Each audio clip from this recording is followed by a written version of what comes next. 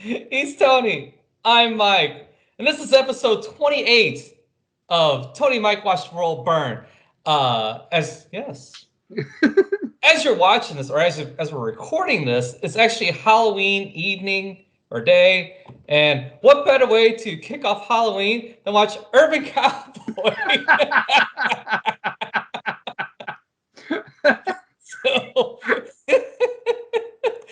So Urban Cowboy, 1980 romantic western is how it's billed in Wikipedia. Directed by James Bridges, who did The China Syndrome, Bright Lights, Big City, and also did another John Travolta film with Jamie Lee Curtis called Perfect. Yes. Which was a flop. It was, but damn, Jamie Lee Curtis looks so hot in that movie. So I may watch out of morbid curiosity, maybe. It's not terrible. It was a flop, but I think it was just at the time that it came out, there were so many movies that were chasing trends that had kind of gotten stale at that point. And you know, Urban Cowboy is really no different in that regard. So I know you've got notes, so let's hear it, because I have no idea what the budget was. I picked this movie because I have a lot to say about how the 80s could have been very different and how this movie was indicative of a trend that was huge during the early 80s. But we'll get into that. So you go through your notes. So it was a budget of $10 million. It grossed $47 million in the United States. So I mean, it was fairly successful. Not blockbuster, but good. Not as good as Saturday Night Fever. Saturday Night Fever brought in $94 million, and definitely not as good as Grease, which brought in $188. So those were huge John Travolta films, and like you said, you know, kind of a movie that's either chasing trends or starting trends, depending on how you want to look at it, or right in the thick of those trends. Because Saturday Night Fever came out, right smack in the middle of, the disco fucking boom, or whatever you want to call it.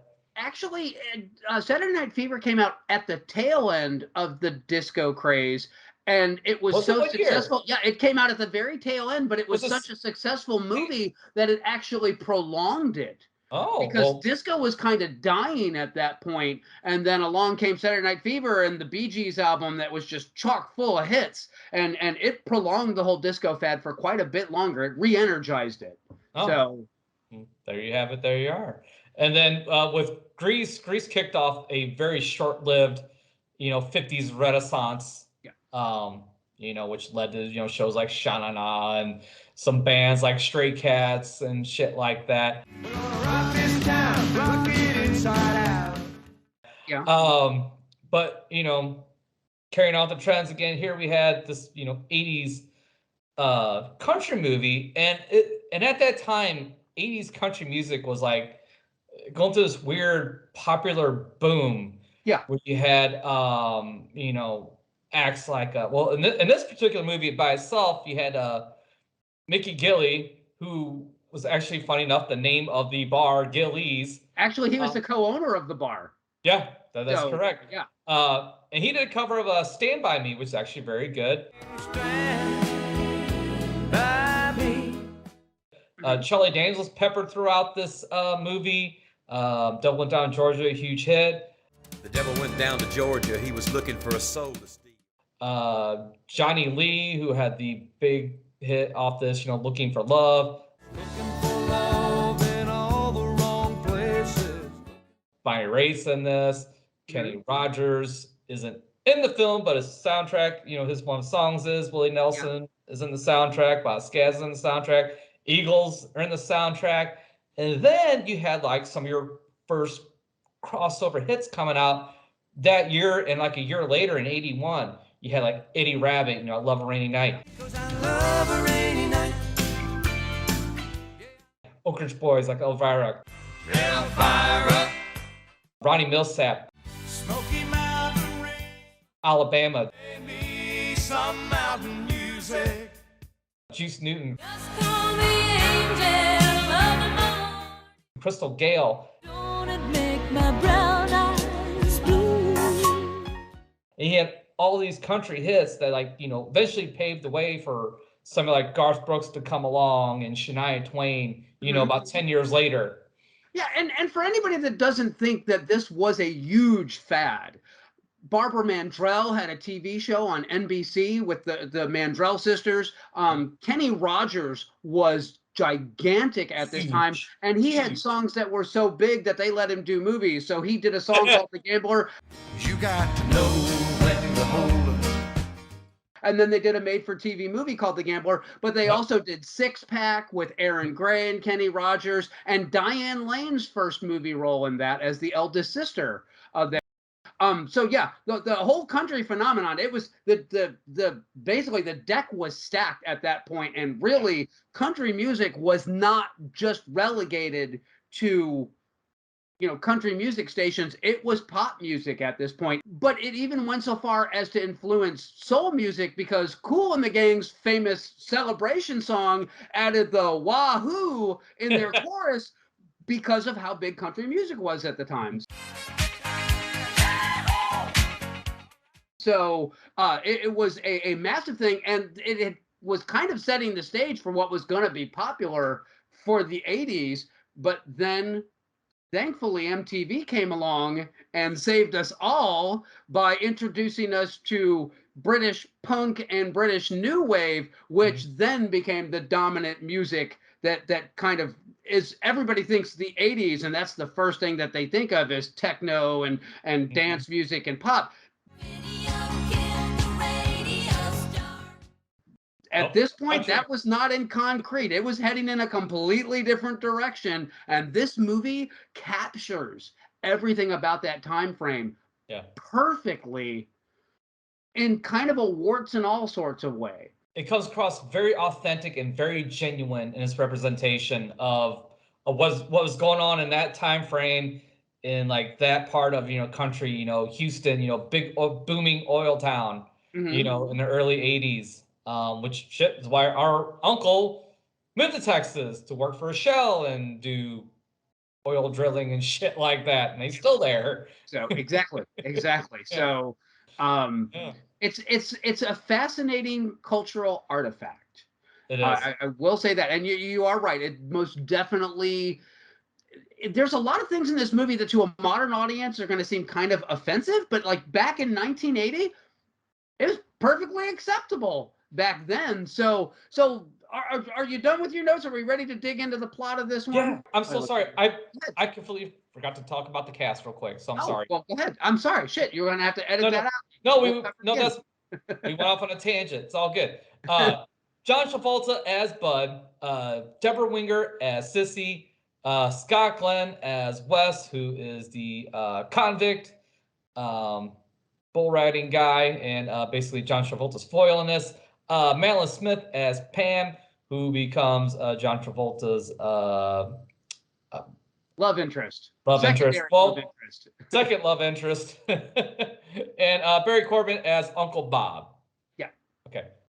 I was going to say, just to kick this off as plot-wise, it starts off the morning that Bud is leaving to go to Houston. He's going to shack up with his uncle and try to get a job in the oil industry, which is booming at this point in time. He goes in, he has his interview, or no, wait, he shows up, he has dinner with his uncle and his aunt. And after they have that dinner, they're like, we're going to go to Gillies. And so we get a introduction right off the bat. And so much so that it almost feels like a commercial for Gillies. I'm wondering if they had some money involved in this, because a good chunk of this movie takes place in the actual bar. But funny enough, and I was doing a little bit of digging around on this one. This movie is actually based on an article that was written, I think, for Vanity Fair, and it was about finding love in urban cowboy love in Texas. So and it covers a couple, how they met at Gillies and everything that they were involved in at Gillies, and how they wound up getting married. So that was like the wait. So Gillies is a real place? It is a real place. Okay. And all right. Bud and Sissy are based on a real couple. Okay. I don't know how factually accurate that is, but it most definitely says that again, this movie was chasing a trend, and it most definitely has that genuine feel because it's Oh yeah. based on stories of a real couple. Now there's some drama that's going to get introduced into this as we go through the plot, but it all makes sense. But It's a weirdly coherent narrative. yeah, before we go too deep into that, I just want to talk about the bar itself. I mean, since now that I know that it is a real bar, I was gonna say the way it's portrayed in the movie is like dead on. That's what I picture a honky tonk bar at that time to look like. The atmosphere is perfect. It's crowded. It's fucking smoky. The music's stupid fucking loud. You gotta like shout to talk over the people. And there's all kinds of fucking characters in this fucking place. And as you're walking in, there's a fight. When you come in, which is the mark of any good bar. If there's at least one fight in a bar per night, it's a good bar. Yeah, I was gonna say, like, when you're in your 20s. They advertised Gillies as the world's biggest honky tonk, and it actually was the largest bar in the country for a very long time. Yeah. The place has gone out of business since then. It actually went out of business, I want to say, in like '89. Mm-hmm. So but this movie like really puffed up its whole popularity, and places like this kind of started popping up all over the place. We even had one in Earth City, and I think it was actually called Urban Cowboy or something like that. Yeah, and it was one of these giant places. The funny thing is that it was bought out by a church. So now when you drive past Faith Church in Earth City, that actually used to be a colossal giant bar, and it had two owners and two different names, but I'm pretty sure it was Urban Cowboy when it first opened, and then I want to say it was like the Silver Spur or some shit like that. Yeah. And it had its shelf life, and it has gone to that, It's that funny you say that it died in '89 because I remember like in the early '90s, when Garth Brooks United 20 started popping back up, there was another country renaissance, Yeah. and there was a place in Illinois in Collinsville that was a big country place, and shit, they used to broadcast line dancing for years. At that place, I can't remember the name off the top of my head. If I can remember what it is, I'll post it in editing. But anyways, funny. It seems like every 10 years or so, there's a urban cowboy renaissance. although it didn't happen in this so far in the 2020s. Actually, this, I think, just like Saturday Night Fever, caught onto a trend at the tail end of it, and unlike Saturday Night Fever, which reinvigorated it and kind of watched it die. Anyway, so we are introduced to everything that is available at Gillies. We have a massive bar and a lot of rednecks and a lot of wannabe cowboys and a lot of really loose women, and I'm okay with everything on that list. So I just want to throw that out right now. But like I said, the whole setup of the film is they're introducing it, and Sissy sees Bud for the first time that night. But Bud's got business to attend to. He goes home with not one but two country women. Mm-hmm. The next morning, he wakes up in their bed, and they have a mirror above it, which I love that little detail there, that the mirror is angled down. So yeah, this is not these girls' first rodeo. And then he goes to work with his Uncle Bud because, sure, why not? And he has his job interview, and they tell him you got to shave your beard off because you've got to have the clean air mask, and it won't seat right with that beard. So he goes into the company bathroom and shaves his beard off and gets a job as a gopher. And naturally, start at the bottom. You know what a gopher is, boy? Well, I think it means, go for things. Or it could mean you're an animal. Yeah, well, around here they're on the same level. Starts off right at the bottom and you work up. Yeah, he starts at the bottom, but then the rest of the movie is literally he goes to work, he goes to the bar. He goes to work, he goes to the bar. So their whole social life is wrapped up in this place. Yes, and I got one little detail I'll mention though too. That next morning when he gets back to his uncle's house, the mom calls and the aunt's talking to the mom. And I love that little detail where the mom's got to give a little bit of shit, little guilt. Bud, your mama's on the phone.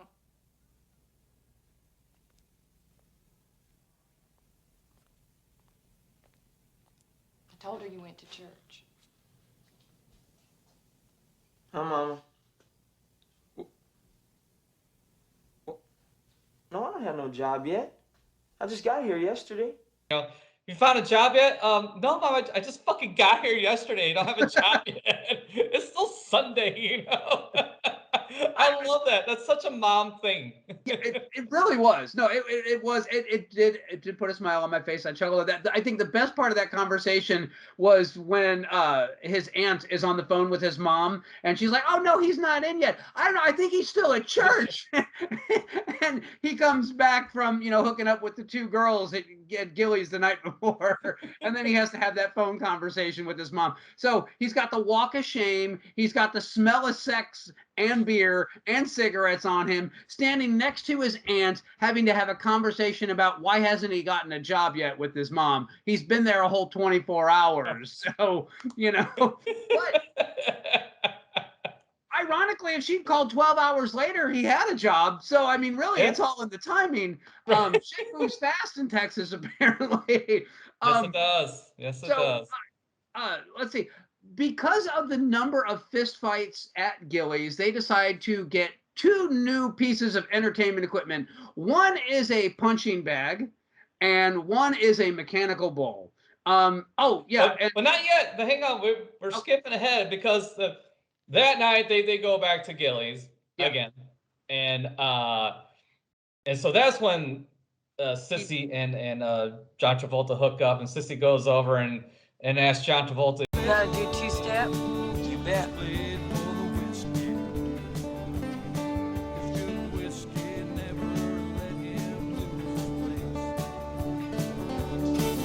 Come on, prove it.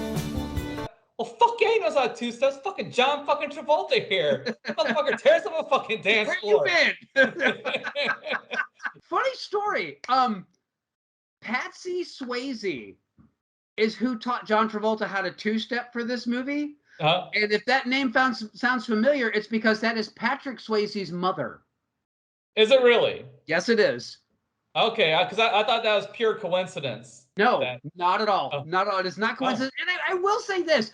When John Travolta has to learn how to dance, he goes all in, because when he had to learn to dance for Saturday Night Fever, he had Danny Terrio, who went on to host Dance Fever. Yes, that Danny Terrio. Dance Fever. It's time for Dance Fever starring Dan.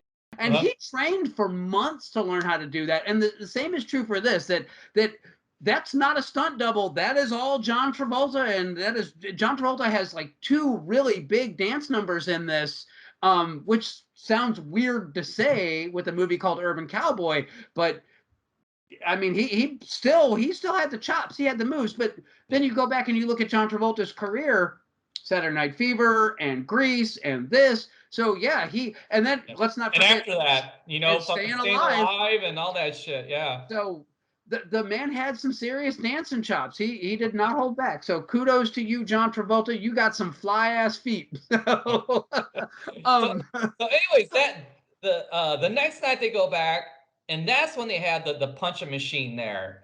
Yeah.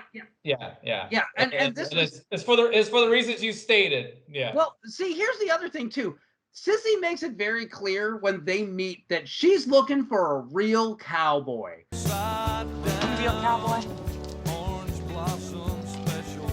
Well, it depends on what you think a real cowboy is. That's her whole shtick through this whole thing, that she has that notion in mind that she don't want one of these city slickers in a cowboy hat and a fresh pair of blue jeans. No. She wants the real deal. So anyway, I guess she got what she wanted, but or whatever that means. But we'll get into that. Anyway, the punching machine shows up, and John Travolta lays a smackdown on it because he's John fucking Travolta.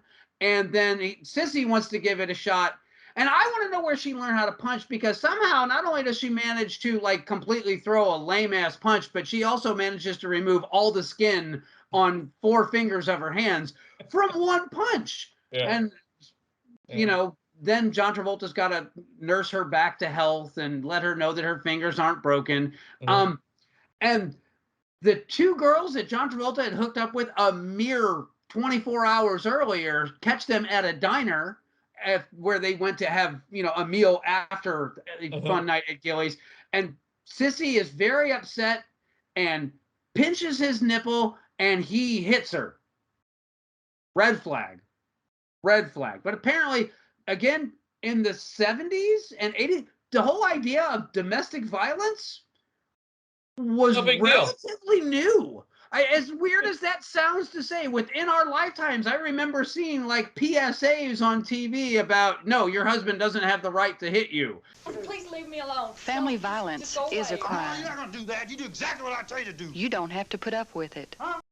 So, to a modern audience, you're going to be like, yeah, no. But at that particular time, especially in rural areas, apparently slapping your wife around was just part of the gig. So I'm not saying it makes John Travolta's character any better a person, and but different ironically, times. Because he slaps her and she marches out of the bar and he goes out after her and they have their whole shtick where they wrestle around and fall into a puddle and almost get hit by a truck. That's the right time to propose. You won't get married.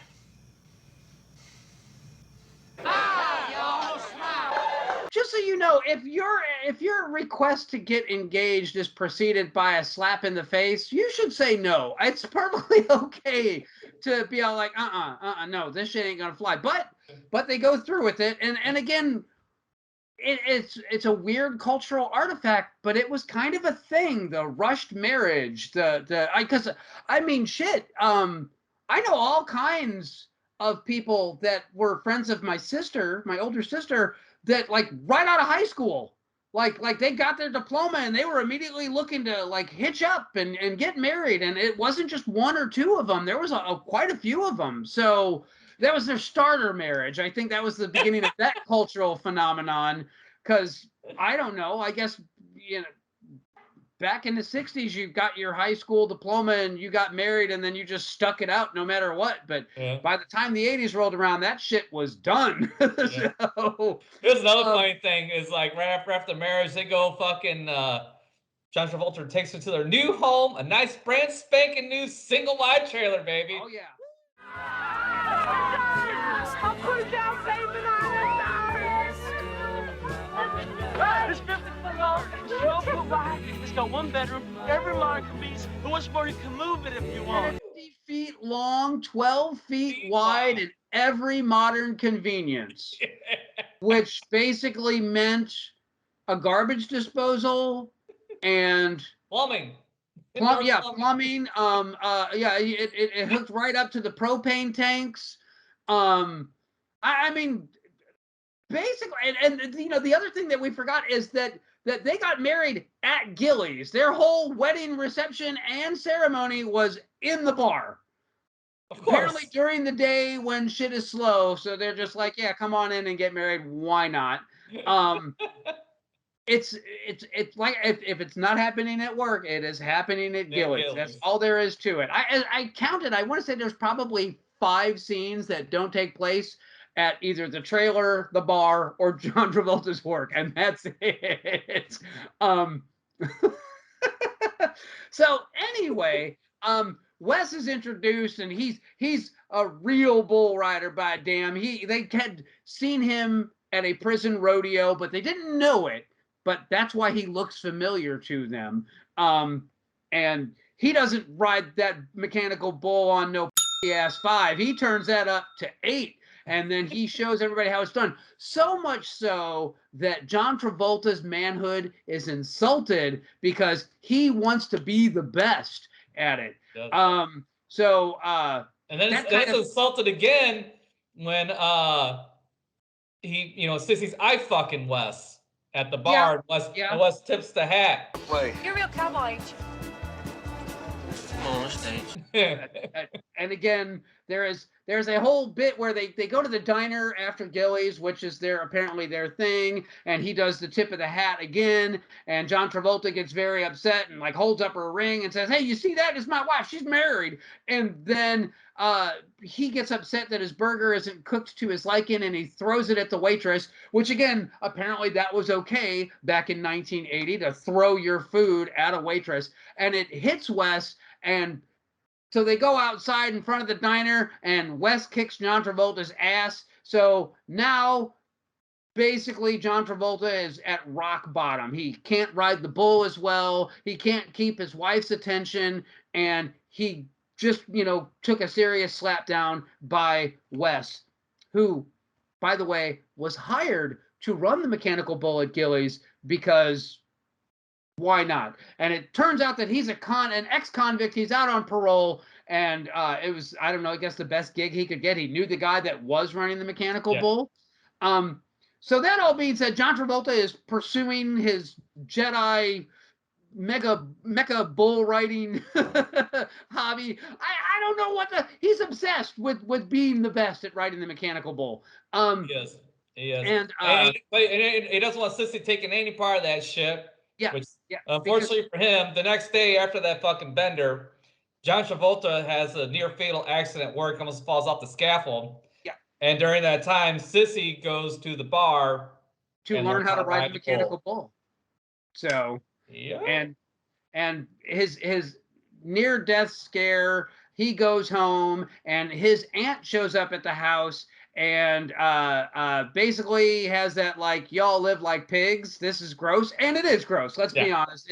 It's everything you would come to expect from a newlywed couple living in a single wide trailer. Going to the bar every night, and so she starts cleaning the house, and then it comes to light that Sissy's basically gonna surprise her man and show him how well she rides the mechanical bull. So they go to Gilley's, of course. Well, hang on. They have a bit of a fight before that. Yeah. Because John Travolta's hurt, and the aunt comes in, and like he says a place of pigsty, and John Travolta's like, I want a little more than just a good sex. I want somebody cleans and takes care of the house, blah.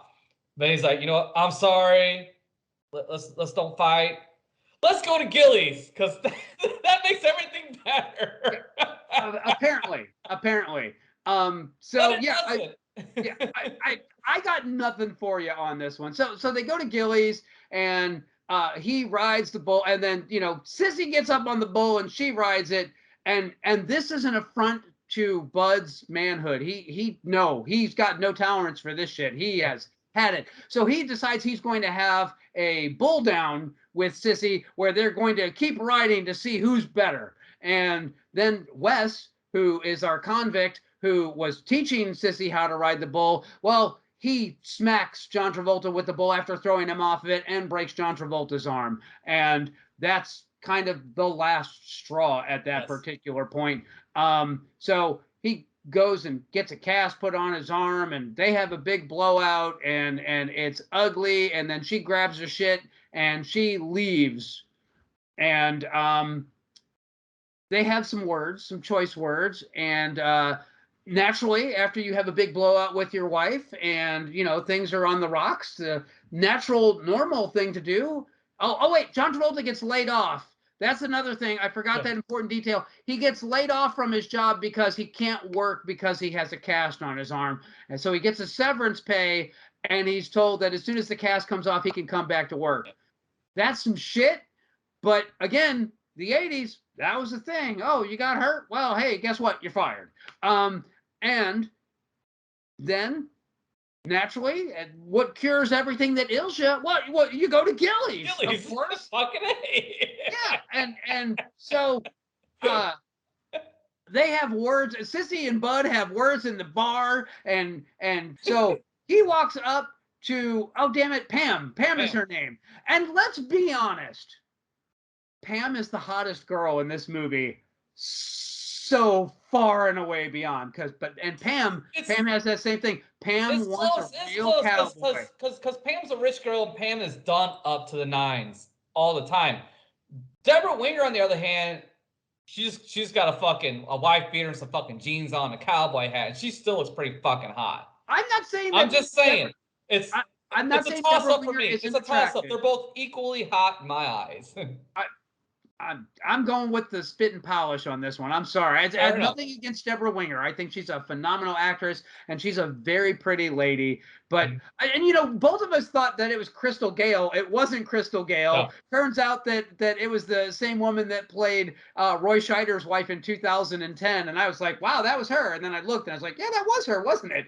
So I was kind of like freaked out by that one. Madeline Smith is crazy hot. She is very good looking. And the best part is that, Bud walks up to her and says, hey, you want a cowboy? And apparently she's all like, yeah, okay. And they go out and they get in his truck and she's like, well, tell me you're not doing this to make your wife jealous. Not and yet, she says, I am.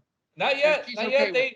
They have their country dirty dancing dance off with Deborah Winger and Wes. Because Travolta Bud takes Pam out dance floor. They start dancing, so naturally Sissy has to bring Wes on the dance floor. And it gets a little dirtier and dirtier and dirtier as the dance goes on. And finally, Pam's like, are you going to like rape me or what? And Bud's he says, when are you going to take me home and rape me?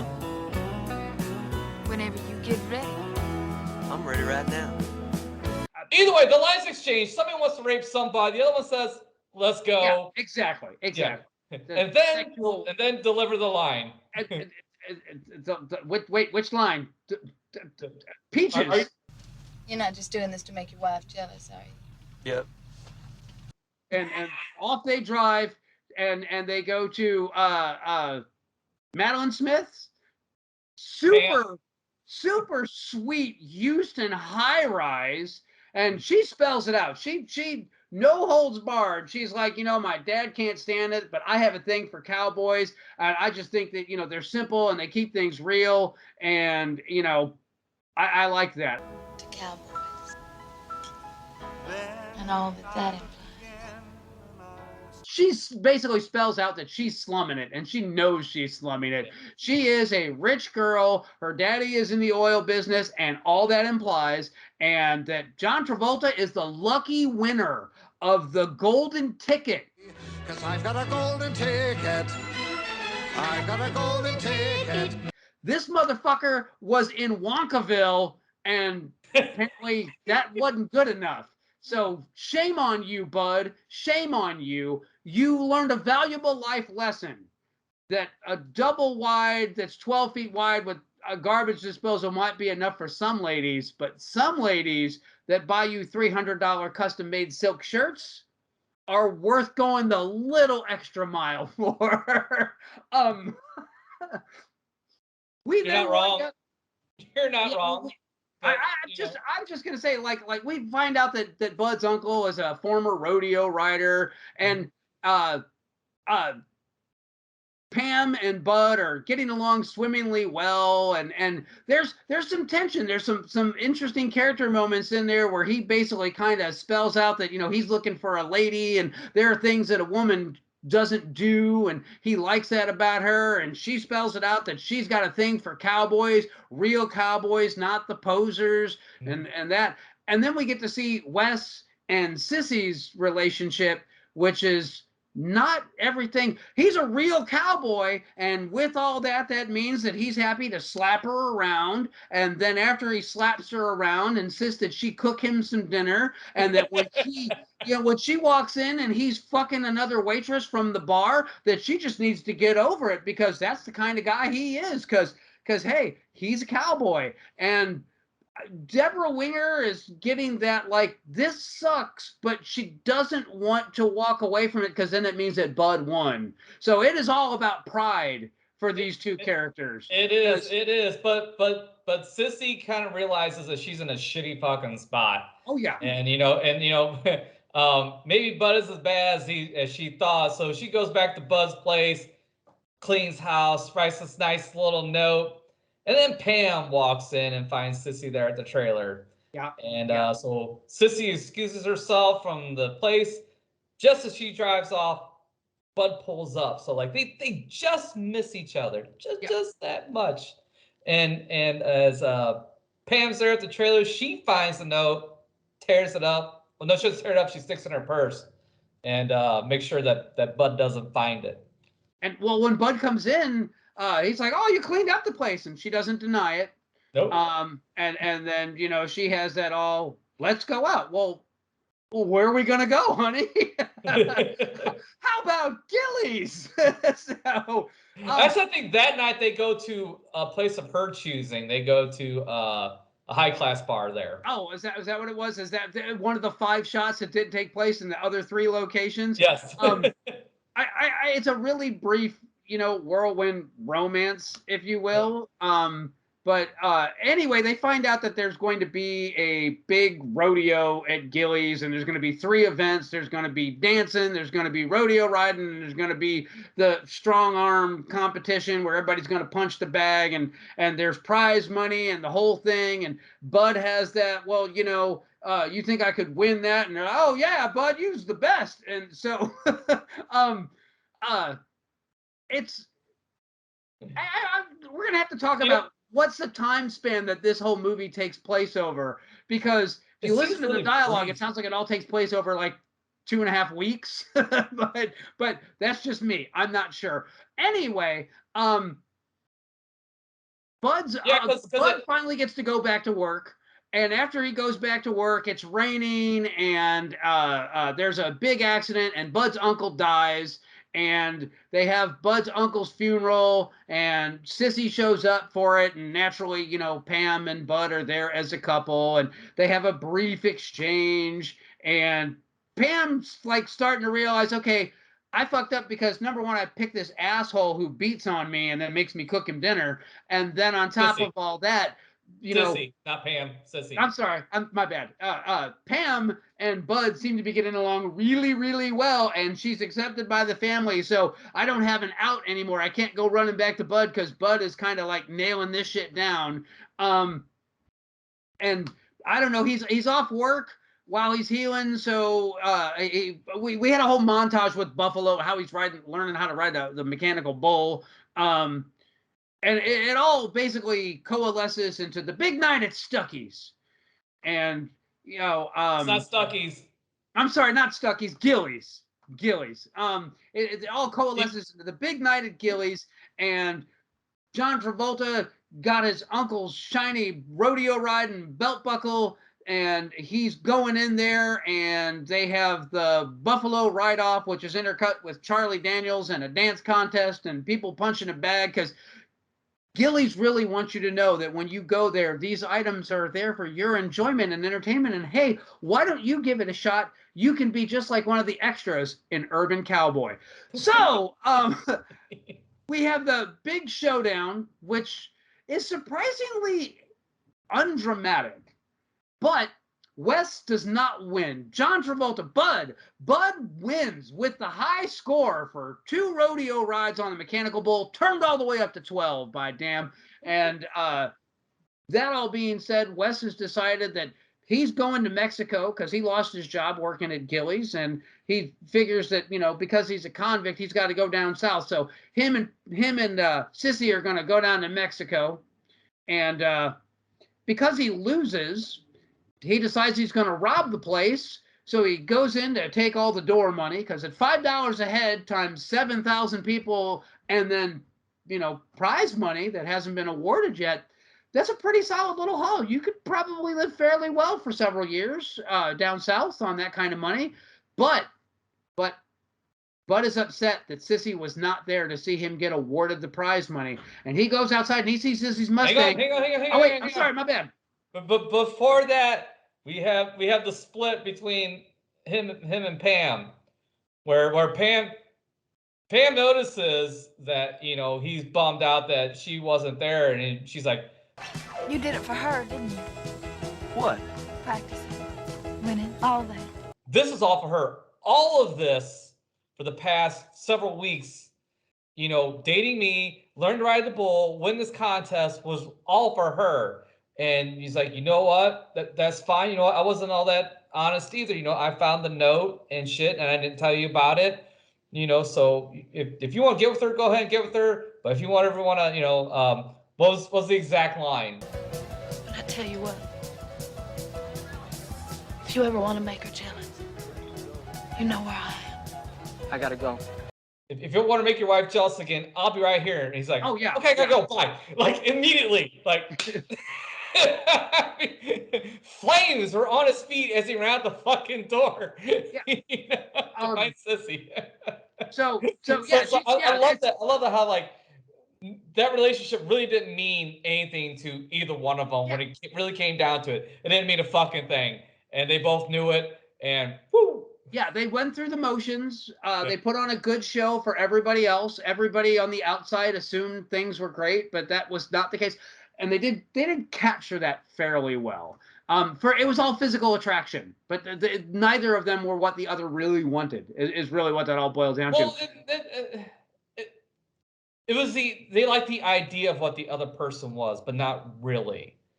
Yeah. What they thought the other person was. You know, John Travolta really thought he wanted a lady, but really didn't. She thought she really wanted a cowboy, but she really didn't. Yeah. At the end of the day. Exactly. So, so anyway, he goes out. He has a conversation with Sissy. He sees that Sissy's jacked up. Her face is all kinds of messed up, and he's gonna kill that sumbitch. And he walks in as Wes is he's leaving the office after robbing the place, and he sucker punches him, and then lays the smackdown on him, and you know, he lays the money boots goes down. flying everywhere, and they realize that Wes was robbing the place, and so I don't know. I guess he got hauled off by the cops, or they took him out and lynched him. I don't know which, because we don't see any like lights in the parking lot or anything.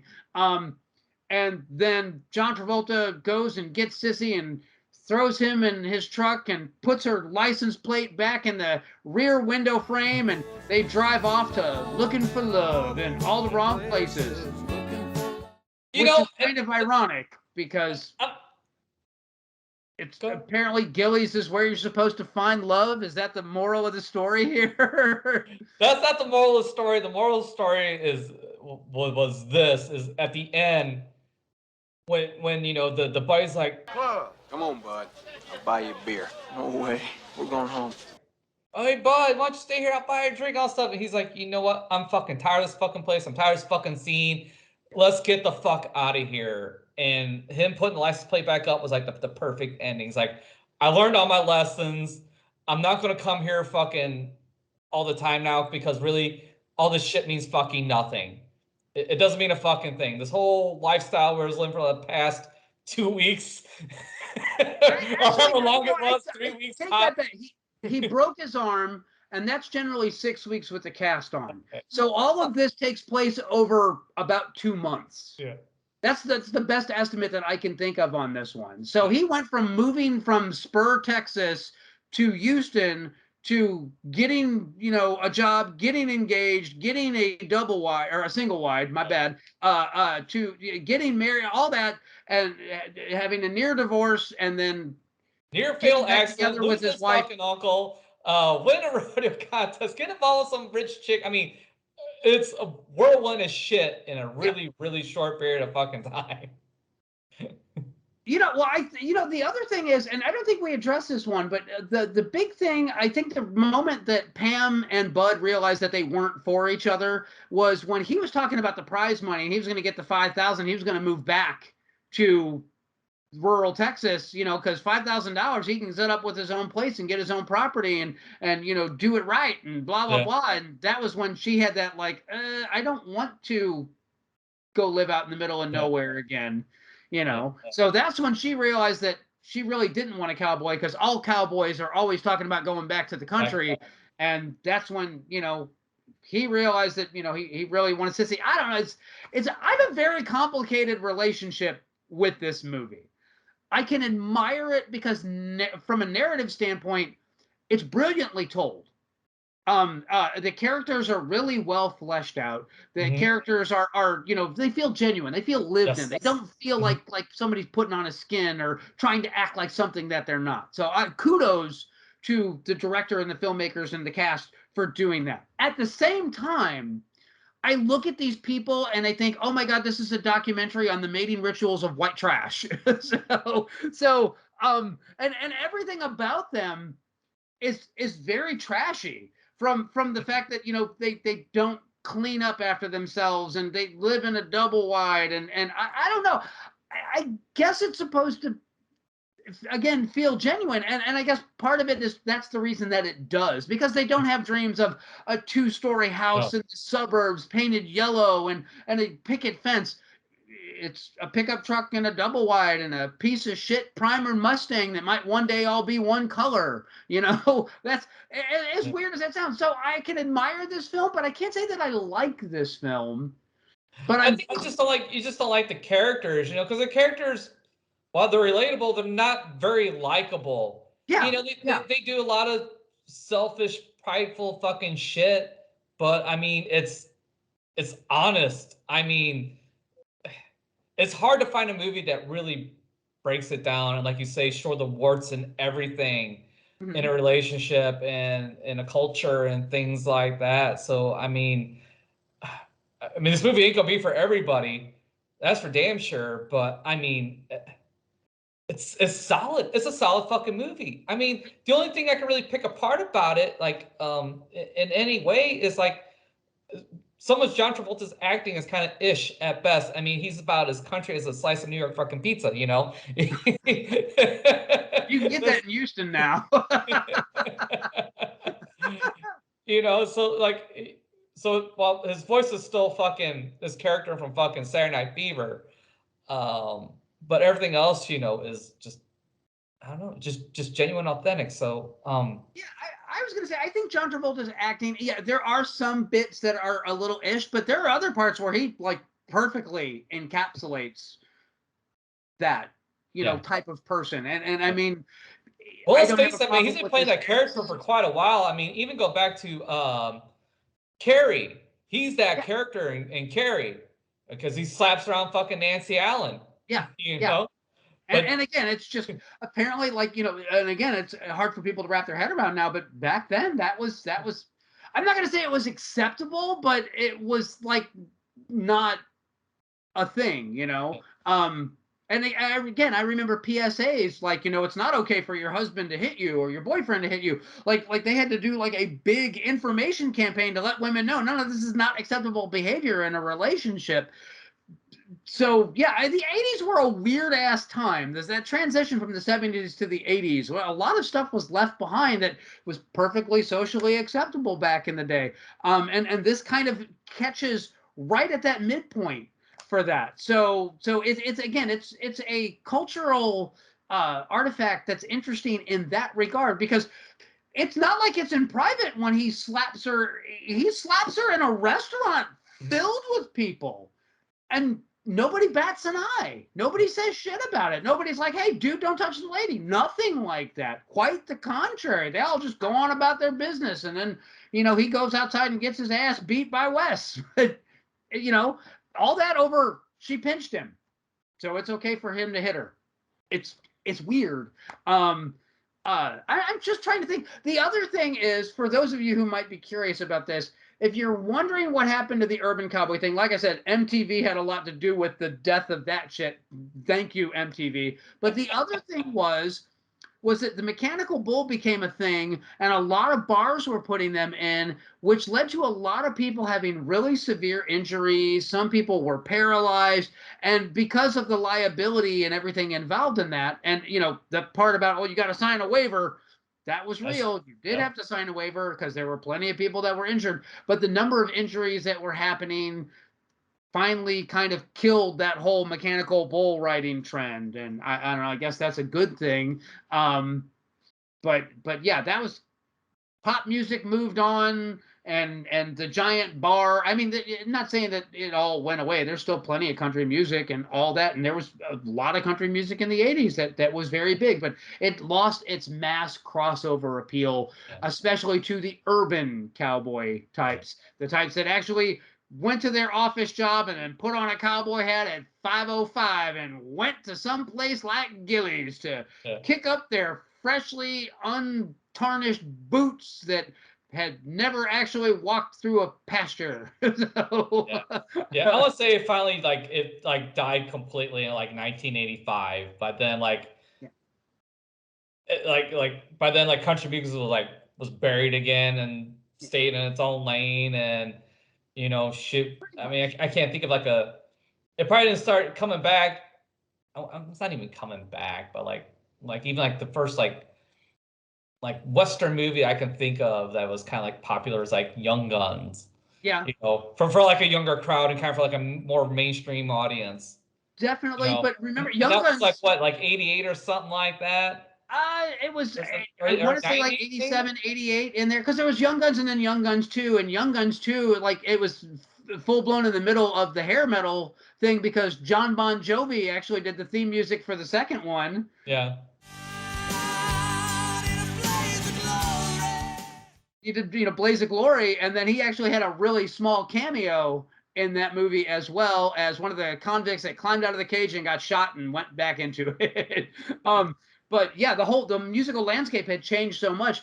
I don't know. It's just I often think like how different would the 80s have been if that trend had continued, and the answer is radically different. But it just always struck me that when people reference the 80s, it is always MTV and Dayglow neon colors and all that, but people forget that this was very much a part of it for a very long time. It ruled the landscape pop culture wise. So that and arena rock was huge then too. You know, that's when Journey started getting its legs and things like that.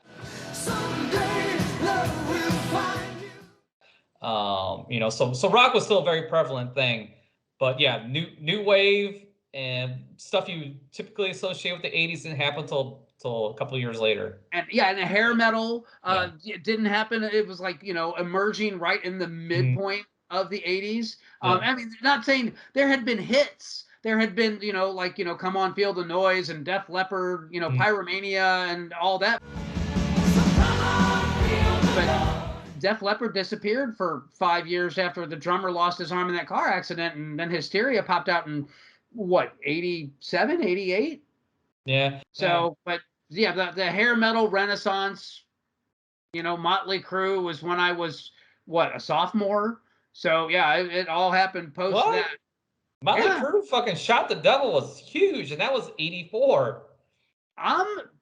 Yeah. Oh, dude, shit, I remember hearing about Motley Crue. Yeah, when I was I was gonna say, Shout at the Devil kind of laid the groundwork, but it wasn't until Theater of Pain that they crossed over into pop.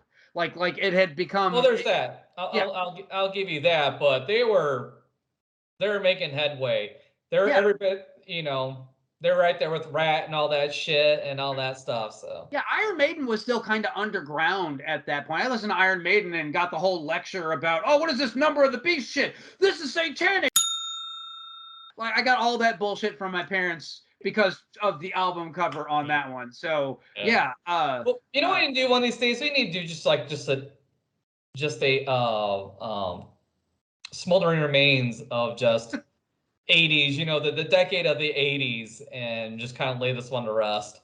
I don't know that we'll ever lay it to rest because, like, literally, pop culture has been spitting out the 80s for 30 fucking years now. I mean, everything's being rebooted. The Transformers, the Teenage Mutant Ninja Turtles, Star Wars, blah blah blah blah blah. Like none of it has ever gone away at all. And we're about to get a Disney X-Men reboot. That shit is coming because we got to do that now.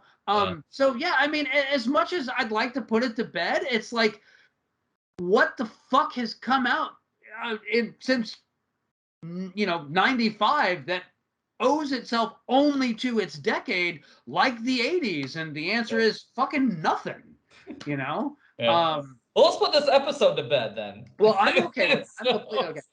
So my question to you is, okay, so you watched it, and I know we had talked about this a bit, and you were very fuzzy on a lot of the movie. I was. Would you recommend this movie?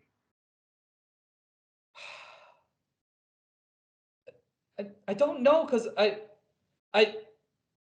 wouldn't say I enjoyed it, but at the same time, but it's a competent film. I mean, there's really nothing wrong with this movie.